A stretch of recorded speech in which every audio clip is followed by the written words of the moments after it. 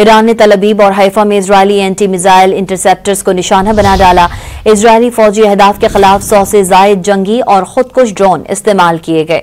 गैर मुल्की खबर एजेंसी के मुताबिक ईरान की पासदारान इनकलाब फोर्स की जानिब से जारी बयान में कहा गया है कि ईरानी फौज ने मकबूजा इलाकों पर स्ट्रेटेजिक मिसाइलों और खुदकुश ड्रोन से हमला किया।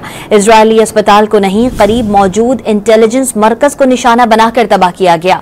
तल अबीब और हैफा में इजरायली फौजी सनती कॉम्प्लेक्स और फौजी सनती तनसीबात को निशाना बनाया गया।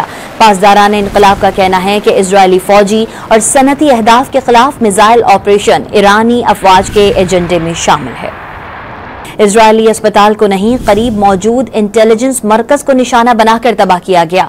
तल अबीब और हैफा में इजरायली फौजी सनती कॉम्प्लेक्स और फौजी सनती तनसीबात को निशाना बनाया गया। पासदारान इनकलाब का कहना है कि इजरायली फौजी और सनती अहदाफ के खिलाफ मिसाइल ऑपरेशन ईरानी अफवाज के एजेंडे में शामिल है।